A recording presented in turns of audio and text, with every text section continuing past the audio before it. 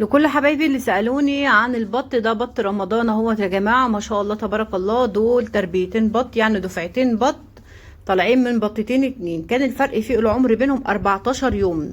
انا خلاص انا ضفتهم مع بعض. طب انت ضفتيهم مع بعض، هو ده صح ولا مش صح يا مشاهد؟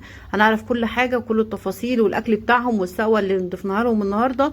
يا ريت لايكات كتير جدا جدا للفيديو، بجد اللايك بتاعكم بيفرق معايا والشير للفيديو، وابقى شاكره لكم جدا. ربنا يجازيكم كل خير ويدومكم نعمه في حياتي يا رب. اللهم صل وسلم وبارك على سيدنا محمد وعلى اله واصحابه اجمعين. طبعا الفرق بينهم 14 يوم. حضنت ده قد ايه؟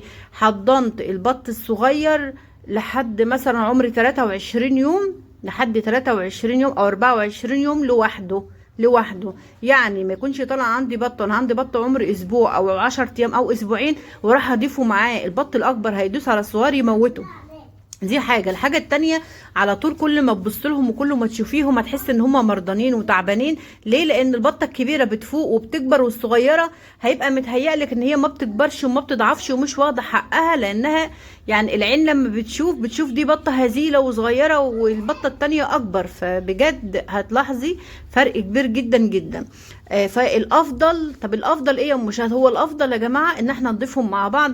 لما مثلا الصغيرين يجيبوا الشهر ونص على الاقل، يكونوا اكبر من الكبار اللي في دول شويه، يكون بقى البطه كبرت وحملت وشالت وزن وبدات بتغير في الريش، فخلاص مقربه على التقفيل، ده يكون افضل. اما انا عشان المكان عندي اللي كان في البط الصغير ما قعدش يساهم معايا اكتر من كده، وشفت ان هم هيتظلموا لو فضلوا في المكان اكتر من كده.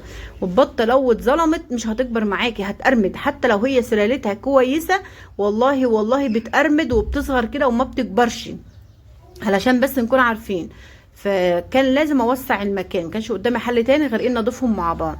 طيب دي سقوة ايه؟ ده الدواء اللي هو بتاع الاسهال البشري بتاع الاطفال. اي دواء اطفال عندك، مش شرط ده، اي دواء اطفال يكون مطهر معه ويكون كويس، سقوة واحدة بس في الاسبوع طالما ما عندهمش اسهالات. انا بحطها لهم وقايه، وكل يوم لازم عين حضرتك تلاحظ كده في اسهالات ولا ما فيش. الملاحظه مهمة جدا جدا، اهم من العلاج، لانك لو لاحظتي وكنت قوية الملاحظة هتعرفي تسعفيهم في اول يوم واول يومين، مش هتستني لما الحالة يكون ميؤوس منها وبط جاله اسهالات بنسبة عالية جدا وبدأ ان هو يبرك في الارض من كتر الاسهال وشهيته مقفولة. لا، كوني قوية الملاحظة عشان تكوني سباقة بخطوة.